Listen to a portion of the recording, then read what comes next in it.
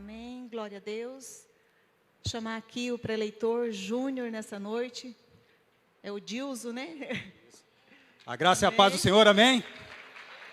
Quem está feliz, dá um glória a Deus, irmão. Pastor Daniel. Nossa, eu fiquei pensando lá de casa aqui, o que eu poderia te falar? Olha, eu não tenho palavras, né? Nem para o senhor e nem para a pastora Keila. Eu nasci aqui, pessoal. Eu sou dessa casa e ganhei vida através das mãos desse pastor, que tem sido uma bênção de Deus na minha vida, desde que eu conheci a Cristo. E desde o primeiro dia que eu fui apresentado a Ele, é uma história de ajuda e ajuda de um lado só. Ele vem me ajudando bastante. Pastor Daniel, estou aqui para retribuir tudo que você tem feito na minha vida. O senhor é a pastora Keila. Me sinto muito honrado. Que Deus, Ele possa fazer com que cada semente que o senhor plantou prospere a 100 por 1. Amém? Está aqui também a minha digníssima esposa. Não, você vai ter que passar essa vergonha junto comigo. A minha linda esposa, a Michele, a minha filha Camille, que também é muito vergonhosa. Mas assim, irmão, apesar de ser bem bonita, e ela realmente é, né? Claro, lógico, tem um custo muito caro, né? E outro dia eu estava vendo o cartão lá, rapaz, o que eu tenho feito para manter essa mulher? É um negócio louco, rapaz. Eu não sei como é que eu vou fazer esse mês. Mas, irmão, estou começando a aceitar a oração aí, ó. Pode começar a orar aí, que a coisa vai prosperar para o meu lado. Amém? Então, vamos à palavra de Deus, essa noite. Deus quer falar ao seu coração, irmão. Deus quer criar uma geração de filhos vencedores nessa casa. Se puderem me ajudar, Mateus, no capítulo de número 28, verso de número 19.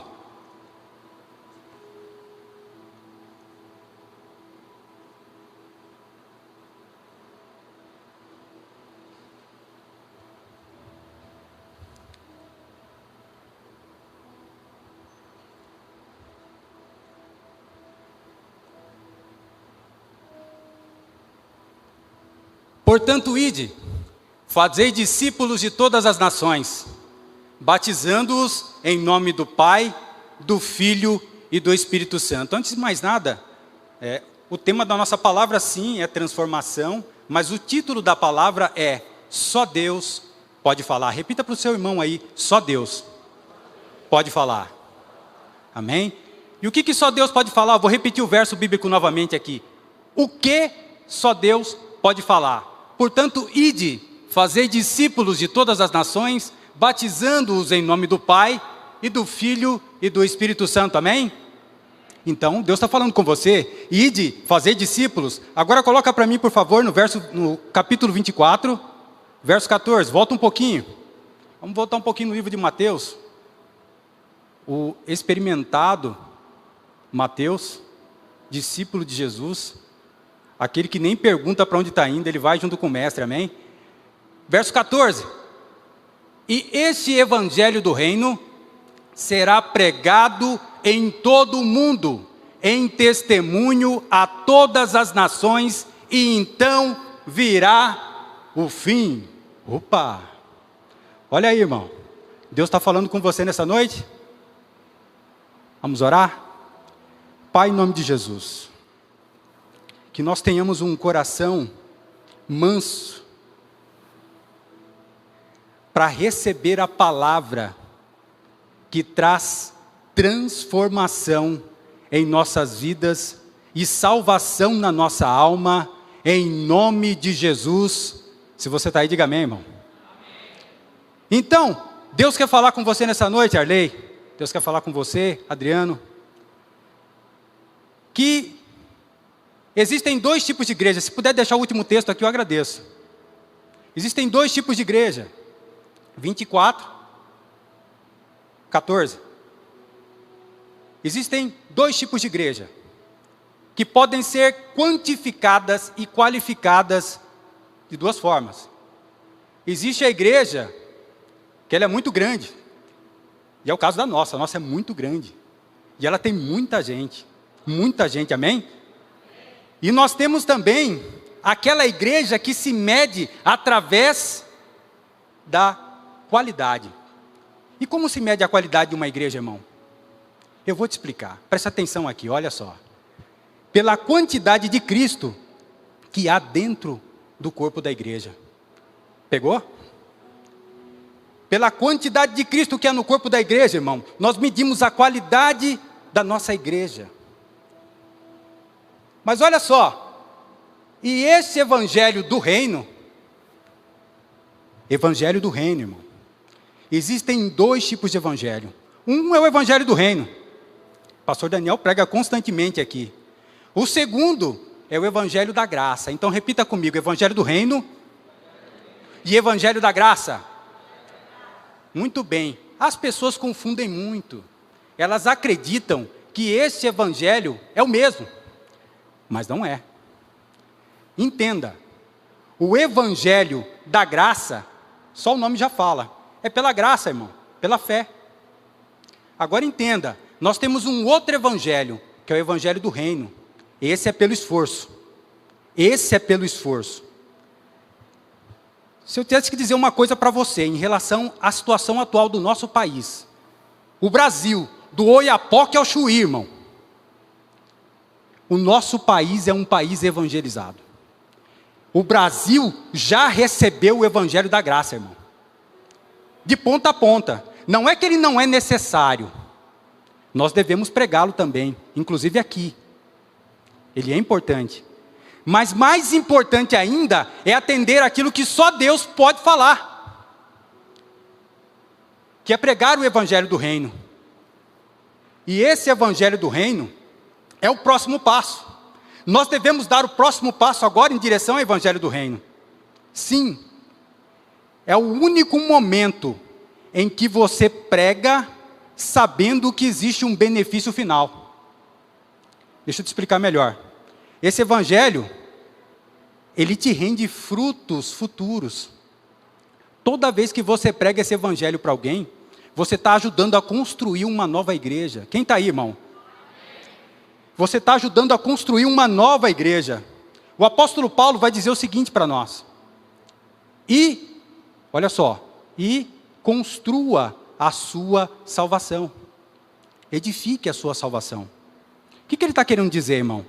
Mais uma vez nós temos a distinção de um evangelho para o outro. Porque entenda, se o evangelho é da graça, em primeiro lugar, nós temos que pensar que ele é salvação, ele é novo nascimento no Espírito e ele é pela graça. O pastor Daniel já explicou isso aqui para nós. Irmão, toda a base bíblica que eu tenho, eu devo ao meu pastor. Eu sento ali, eu anoto tudo. Quando a pastora Keila também, ela prega, eu anoto tudo. Quando eles fazem seminários, então, para mim é uma delícia. Porque a palavra, para mim, é algo muito importante. Ela ganha vida dentro de mim. E da mesma forma que eu tenho ganhado vida com a palavra de Deus, eu quero declarar vida da palavra de Deus em vocês. Amém? Nessa noite nós vamos ter vida. Porque toda palavra que sai desse altar, ela sai para te dar vida. E mais vida de Cristo dentro de você, irmão. Tudo bem? Tudo bem? Tudo tranquilo? Então vamos voltar para cá. Olha só. O evangelho da graça, ele termina aí. Sabe por quê? Deus diz assim para nós, que ele só tem uma vida para te dar. E essa vida é eterna. Eu vou repetir. Deus só tem uma vida para te dar. E essa vida é a vida eterna. Agora eu vou te perguntar, quanto tempo dura essa vida, irmão? Se a vida é eterna? O pessoal está com medo de falar, né? Pessoal, vocês vão fazer instituto bíblico, né? Todo mundo aqui está inscrito já no instituto, né? Então vou preparando, viu, irmão? Deixa eu falar uma coisa para você, sem medo de falar. Se a vida é eterna, quanto tempo ela dura? Eternidade. Eternidade, irmão. A vida eterna dura para sempre. Presta atenção no que eu vou te falar. A vida eterna dura para sempre, porque está escrito assim: Aquele que crê em mim tem a vida eterna. É assim que está escrito, amém? Agora, o cara que recebe essa salvação de graça, normalmente, ele fica um pouco até constrangido, de certa forma grato, e ele acaba não acreditando muito nessa história. Né? Nós aprendemos com o Lucas, no sábado passado, que existe historinha, né? Aí o cara começa a contar a historinha, né, Lucas? Ah, eu fui salvo, e agora eu estou tão grato a Cristo, e eu começo a mudar o meu comportamento. É isso que acontece na maioria das vezes. A pessoa ela tem uma mudança no comportamento. Veja bem, é importante ter uma mudança no comportamento, irmão. Não estou pregando contra isso. Ele muda o comportamento, ele tem bons hábitos. Mas olha só, classificar a conduta de um membro que entra na igreja por apenas uma mudança no comportamento é o raso. É o mínimo que nós podemos ir com Cristo, irmão. É o mínimo. É o mínimo. Porque Cristo tem para nós uma mudança na natureza do homem. Cristo tem para nós uma mudança na natureza. Cristo vai mudar você, meu irmão, de dentro para fora.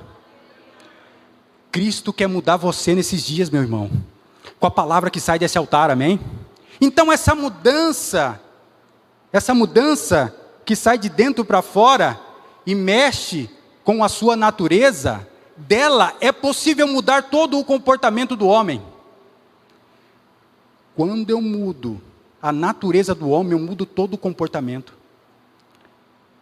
Aquela natureza pecaminosa é substituída por uma natureza limpa, plena. E olha só, quando eu penso nisso, eu penso no seguinte, que a mudança no comportamento não pode trazer uma mudança. Pode, mas é meio difícil. Não pode trazer uma mudança na natureza, mas do contrário, sim. Então quero declarar sobre a tua vida, meu irmão, que por esses dias Deus estará mudando a tua natureza. Deus quer mudar a sua natureza para que você possa crescer nesse evangelho, para que você possa edificar a casa de Deus e construir algo sobrenatural na sua vida, meu irmão. Você crê? Simples assim.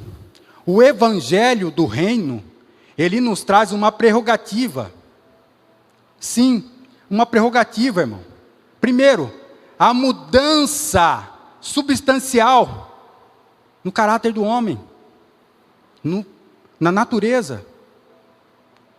E olha só, parece que não é nada, mas eu começo a perceber. Os irmãos vêm para a igreja, eles começam a vir, chega um novo, né?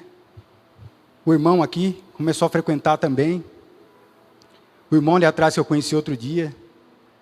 Eles começam a frequentar. E logo eles começam a despertar dentro deles a vontade, o desejo, como aquele que queima por dentro por algo. E ele já começa a olhar para o altar de forma diferente. Quando o irmão sobe para pegar a bateria ali, ele já fica de olho. Meu Deus, como é que é essa coisa, irmão? Quando o outro irmão pega no teclado, ele já fica doido, irmão. Como que faz para teclar aquele negócio ali, irmão? Quando o outro vai subir no altar, então, para cantar, ele começa a querer cantar de lá melhor do que o irmão que está cantando aqui. Quando ele vê o irmão trabalhando, orando pelos outros, ele começa, nossa, eu tenho que fazer esse negócio aí. Então, deixa eu falar uma coisa para você, irmão. Dentro da igreja, nós temos os dois. Nós temos aquele que foi evangelizado para o reino e temos aquele que foi evangelizado para a salvação. E agora eu quero te ensinar em 2 passos. Quantos passos? Como nós vamos ativar isso dentro do nosso ministério, amém? Vamos lá? Então, em primeiro lugar, comprometimento. Comprometimento. Presta atenção no que eu vou falar, olha só. Se nós temos os 2 evangelhos pregados aqui, um possivelmente só tem um evangelho da graça, e o outro tem o evangelho do reino. Então a nossa missão, nós que temos esse evangelho, que é o evangelho do reino, perdão, está aqui no texto bíblico, nós que temos o evangelho do reino, é alcançar o máximo de pessoas possível, nós temos que pregar o Evangelho. Nós temos que pregar o Evangelho do Reino. Pregar, pregar, pregar, pregar, pregar. E alcançar o máximo de pessoas possíveis. Para que eles possam, irmão, encontrar-se como filhos de Deus. Porque entenda, irmão, esse fogo que você sente aí dentro de você, queimando, pedindo para o irmão, pelo amor de Deus, me dá uma chance para entrar dentro do ministério, me dá uma chance para poder trabalhar. Ô irmão, olha eu aqui, será que você não está vendo? Já tem 2 semanas que eu estou vindo. Esse fogo que você está sentindo aí dentro, irmão, te identifica como filho de Deus. Ei, meu irmão, você é filho de Deus. Esse fogo que há de dentro de você, faz com que você queira sair e ativar os ministérios que Deus tem na sua vida, para que você possa conquistar o reino. Quem está aí, irmão? Ei, meu irmão, esse fogo que há de dentro do seu coração, meu irmão, esse fogo para trabalhar, para fazer a obra de Deus, e se destinar às coisas sagradas de Deus, identifica você como filho, irmão. Você é filho de Deus. Karina, você é filha de Deus. Vocês, casal, vocês são filhos de Deus. Irmão, você é filho de Deus. Vocês já estão trabalhando, fazendo a obra de Deus nesse lugar. Amém?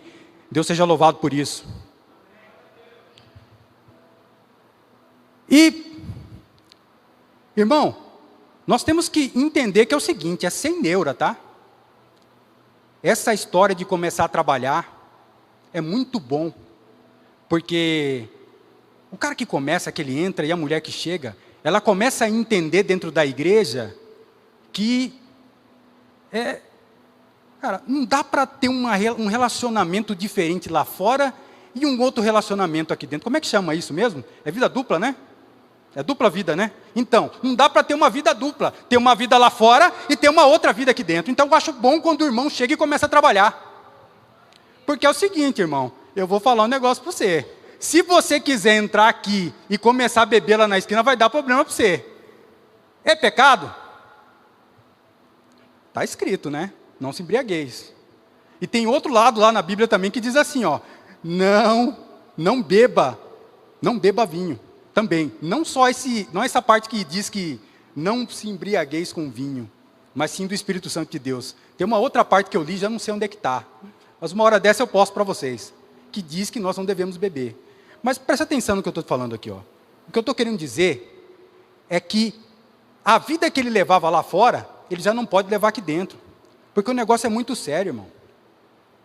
Outro dia, eu tive só a intenção de falar um pouco mais alto com o irmão. Na hora que eu falei mais alto com o irmão já estranhou. Amém, irmão? Amém? Eu falei um pouco mais alto com o irmão, ele já estranhou. Agora eu fico imaginando o seguinte, se esse meu irmão me pega num ato indiferente ao que a instituição prega. É por isso que eu penso assim, o cara que está ali na porta, se ele não estiver fazendo tudo certo, alguém vai ver o que ele está fazendo. E logo, logo vão chamar ele para cá e vão falar, irmão, aqui não é seu lugar. Pede para sair.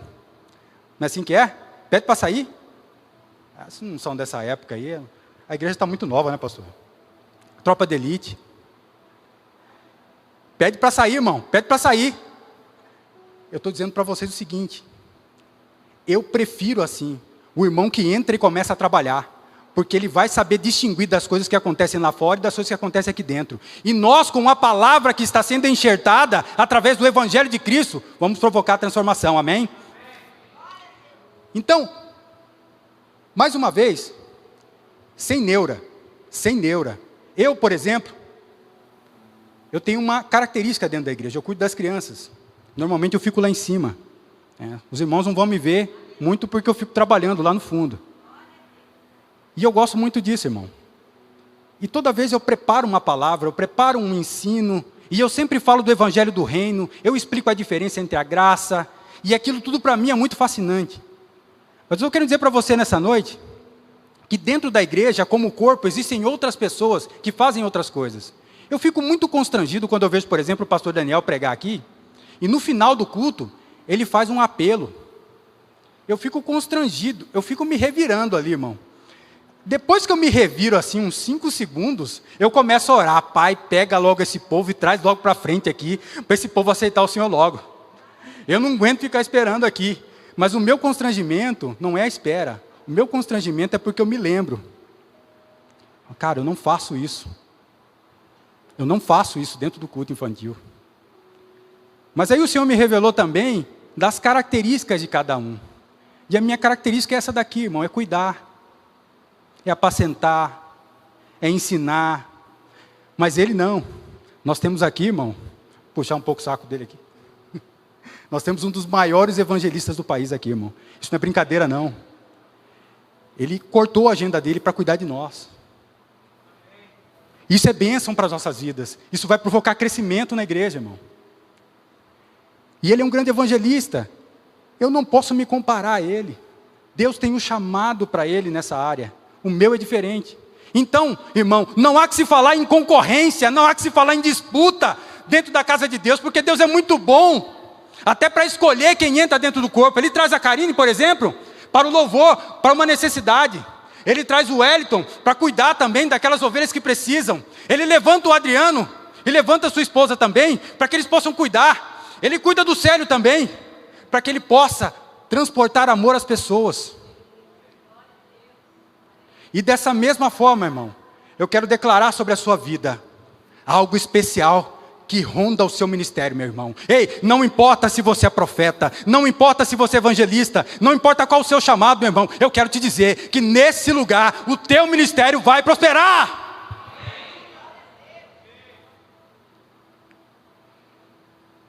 Por último, segundo ponto. Segundo, né? Um assim é um, né? Assim é dois. Segundo ponto, desafio. Eu não vou chamar desafio, não. Muda esse nome aí. Eu vou chamar sacrifício. Sacrifício. O pastor Daniel já ensinou aqui. Mas eu vou ensinar para vocês, presta muita atenção que eu vou bem calmo, tá? Olha lá. Corban. Corban. Do hebraico, sacrifício. Ocorre que, desde menininho, o povo judeu, ele tem o costume de ensinar aos pequeninos, às criancinhas judias, como funciona o Corban.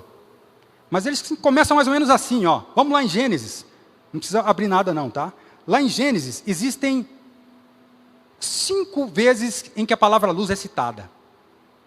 E Deus diz, haja luz, e houve luz. E Deus viu que a luz era boa, e fez separação entre a luz e as trevas. E declarou, né? Declarou luz, dia, e a escuridão, trevas. Tudo bem? Tudo bem? Noite, tudo bem? Tranquilo? 5 vezes a palavra luz aparece. E ela tem a seguinte definição, olha só. E haja luz, está relacionada a cada livro do Pentateuco. Para quem não sabe o que é Pentateuco, são os 5 primeiros livros da Bíblia. Nós temos Gênesis, Êxodo, Levítico, Números e Deuteronômio. Vou repetir. Nós temos Gênesis, Êxodo, Levítico, Números e Deuteronômio. Está aí o grande mistério. Haja luz. Então, que em Gênesis, no livro de Gênesis, haja luz. Que tudo que está escrito no início seja revelado. Que todas as pessoas tenham acesso àquilo que Deus previu desde o princípio. E houve luz. Êxodo. E todo o povo de Deus se abstraiu das trevas e foi para a luz, saindo do Egito. E nós temos, e Deus viu que essa luz era boa. Está lá em Levítico. Vai cá. Deus chama Moisés. Deus chama Moisés para o sacrifício. Mas peraí. Número. Em número está lá. E Deus separou a luz das trevas. Presta atenção, irmão, porque isso aqui é muito importante. No livro de Números há uma separação do povo. Daqueles que vão entrar na terra prometida e daqueles que vão ficar. Em Deuteronômio, né? E haja luz, e luz, ele chamou de dia. E aí sim, acabou tudo. Mas preste atenção, nesse último livro, no livro de Deuteronômio, Deus repete toda a sua lei. Então é como se fosse um rebuild. Rebuild não para. Ela volta e continua novamente. Não para. Volta e continua novamente. A lei de Deus, a lei de Deus, a lei de Deus, a lei de Deus, ganhando espaço dentro do livro bíblico. Amém? Vamos voltar lá em Levítico. Então, lá em Levítico, Deus chama Moisés. E deixa eu te falar uma coisa. Eles ensinam para as criancinhas, assim como eu ensino lá em cima a Bíblia, eles ensinam para as criancinhas que não há como se aproximar de Deus sem o sacrifício. Não há como se aproximar de Deus sem um sacrifício, irmão. Tem que ser sacrificante, irmão. Mas olha só, Corbã é uma oferta. E Moisés foi chamado. E chamou Moisés ao Senhor, e ele foi até a presença. Existia a tenda. E ele ia até a tenda para se encontrar com o Senhor. O resto vocês sabem, mas olha só. Para vocês terem uma ideia. Né? Se quiser tampar o ouvido aí, é bom, Michele. Pode tampar. Eu vou contar uma aqui, irmão. Será que vocês aguentam? Ó, é o seguinte. Quando eu era bem novinho, eu tinha ali uns 18 anos para 19, né, eu me apaixonei. E aí eu fiquei louco, irmão. Irmão, não sei se vocês são dessa época, mas Cuiabá tinha uma época que tinha até uma estação ali no centro para pegar ônibus. E eu não tinha carro nessa época, né? Eu morava ali no Verdão, não sei se o povo conhece, ali próximo da Arena Pantanal, próximo da Guarita ali, lugar melhor, só mimoso. E aí, eu estou ali, rapaz, e pensando nela. E olha só, a bendita, abençoada, mora bem aqui, no Jardim Imperial. Isso lá na década de 90, irmão. Eu pego aquele ônibus, porque não é um só, eu pego 2. E aí desço naquela estação Bispo, irmão, você tem que ser ninja para pegar aquele ônibus lotado e conseguir chegar cheiroso aqui no Jardim Imperial, irmão. Show, mano. O negócio é coisa de louco mesmo. Eu pegava aquele ônibus com prazer, irmão. Rapaz, se eu fosse mulher, eu ia me maquiava. E passava perfume e chegava bonitinho aqui no Jardim Imperial. Aí eu via aquela morena, rapaz, aquela coisa escultural, aquela mulher bonita, rapaz, eu ficava doido, rapaz. Eu olhava para a perna dela e ficava, meu Deus do céu. E aí você sabe, né, irmão? Aquele namoro santo, né? Só pegava na mão, né? Ficava a 1 metro de distância, né? E assim nós vivemos, né? E eu fazia o sacrifício, irmão. Toda aproximação, ela gera sacrifício. Eu abria a mão do meu tempo, eu amava estudar, toda a vida eu amei estudar. Para estar com ela. Eu estava apaixonado, irmão. E apaixonado é meio bobo, né? Ele faz essas coisas meio loucas, né? O fato é o seguinte, irmão. O mais louco ainda é que quando deu meio-dia eu fui embora, porque eu não queria comer lá, eu tinha vergonha. Pensa num homem vergonhoso, irmão. Eu oferecia, você quer água? Você aceita? Não, obrigado, tá? Pode deixar, eu já estou indo embora já. E fui embora, peguei aquele ônibus, voltei, cheguei no Verdão, o ônibus para, eu desço. Aí chego em casa, dou aquela espreguiçada, né? Olho no relógio de novo, falei, rapaz, 1h, o que eu vou fazer aqui em casa, cara? Quer saber? Eu vou voltar de novo lá para o Imperial. E fui, irmão. Peguei o ônibus de novo, passei no terminal. Dessa vez cheguei mais cheiroso, porque estava tranquilo, e vi a mulher de novo. Só que é o seguinte, na hora que eu estava chegando na casa, na hora que eu estava próximo da casa, eu vi que estava tendo um negócio meio esquisito na frente. Falei, meu Deus do céu, o que está acontecendo aqui, meu Deus? E aí, eu só vi um vulto passando. Que é isso, rapaz? Eu olhei, parecia a mulher, será que é ela mesmo? Eu entrei. Quando eu entrei, rapaz, a mulher estava embaixo da mesa, rapaz. Ela estava usando um negócio no cabelo lá que eu não sei falar o que é. Mas a mulher começou a gritar, sai daqui! Eu falei, ai meu Deus do céu. Tudo bem, eu vou embora de novo. Amanhã eu volto. Mas sacrifício, irmão. Corbã, sacrifício. Toda aproximação, ela gera sacrifício. Deixa eu dizer uma coisa para vocês. Tem irmão que quer trabalhar, e ele até tem boa intenção no coração. E aí ele se alista, porque aqui é um exército, irmão. Ele se alista aos comandos. E nós só temos general aqui, tá, irmão? Brincadeira, tá? Eles são muito amorosos. E aí, quando chega no dia, não dá. Ele precisa trabalhar. Precisa resolver um outro problema, ele precisa fazer isso, ele precisa fazer aquilo. Eu tenho uma notícia muito triste para dar para um irmão que tem essa característica. Irmão, é simples. Sem sacrifício, não há aproximação com Deus. Se você não puder sacrificar umas horas do seu dia para estar com Deus, para o exercício ministerial, irmão, eu não sei o que há de nós. Não sei o que há de ser. Está pegando, irmão? Está meio quieto aqui, né? Vamos agitar esse negócio aí. Levanta essa mão. Levanta essa mão. Ei, eu declaro que sobre essa casa há um exército de pessoas dispostas a estabelecer um novo tempo com Deus. Eu declaro que sobre a sua vida, meu irmão, está um tempo reservado para as coisas santas. Você vai se aproximar de Deus. Você vai fazer o corbã. E ele vai ser como alva para o seu ministério, meu irmão. Você crê? Então glorifica o nome do Senhor.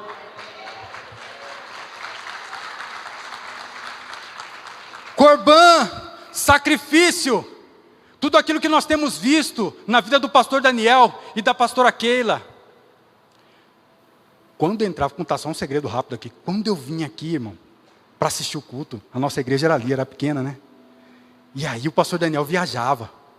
Quando ele viajava, eu falava, Michele, se ele for vir, você me liga, porque ele viajou. E aí ela me ligava, eu estava lá do outro lado do estado. Eu estava onde, irmão? Do outro lado do estado. Eu estava lá em Mato Grosso do Sul, eu trabalhava na fronteira.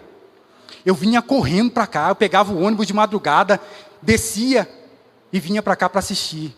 Porque eu sabia que ele sempre ia trazer um vinho novo. Porque ele sabe o que é sacrifício, irmão. Ei, meu irmão, não é qualquer palavra que sai desse altar e encontra a sua vida. São palavras de sacrifício, irmão. De uma vida dedicada a Deus. Toda palavra que sai desse altar é Cristo para gerar vida dentro de você, meu irmão. Toda palavra que sai desse altar é o puro Cristo para gerar vida dentro de você, meu irmão. E assim, irmão, nós precisamos nos lembrar que nós temos um propósito muito definido nessa terra. Mas comece pregando o evangelho do reino para as pessoas que precisam. Eu quero encerrar no livro de Apocalipse.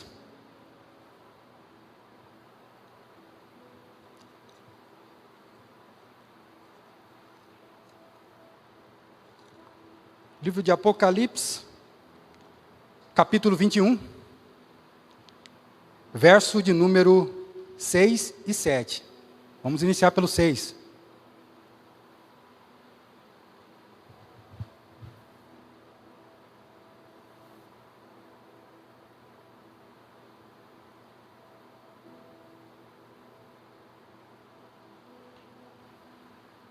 E disse-me mais, está cumprido. Presta atenção naquilo que só o Deus pode falar. Só Deus pode decretar o fim. Presta atenção. E disse-me mais, está cumprido. Eu sou o Alfa, eu sou o Ômega, o princípio e o fim. A quem quer que tiver sede, de graça lhe darei da fonte da água da vida. Verso 7. E quem vencer, herdará todas as coisas, e eu serei seu Deus, e ele será meu filho. Ei, meu irmão, você é filho, meu irmão. Não importa o que disseram de você. Não importa se disseram que você não tinha futuro nenhum, que você não tinha mais nenhuma esperança, que você era um derrotado. Ei, meu irmão, eu estou aqui nessa noite para te dizer que Deus te fez filho. O dono do ouro e de toda a prata te fez filho. Não há nada que possa ser impossível para você. Uma vez que você se torna filho, meu irmão. Ei, levanta essa mão, pega essa mão que eu vou falar. Eu quero profetizar nessa hora, meu irmão. Pega aí, ó, pega essa daqui. Toda vez que você se torna filho, você se torna herdeiro. Mas nós precisamos passar pelo evangelho do reino.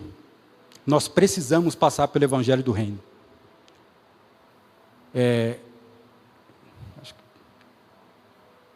Eu não sei o que você tem vivido nesses dias.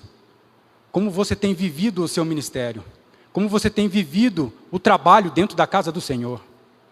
Mas eu quero te dizer que para alcançar esse mérito, nós tivemos muitos que começaram atrás e plantaram boas sementes antes de nós.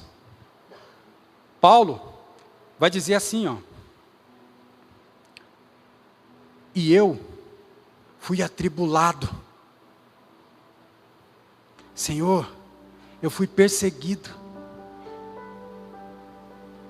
Passei fome, sede. Viram a minha nudez.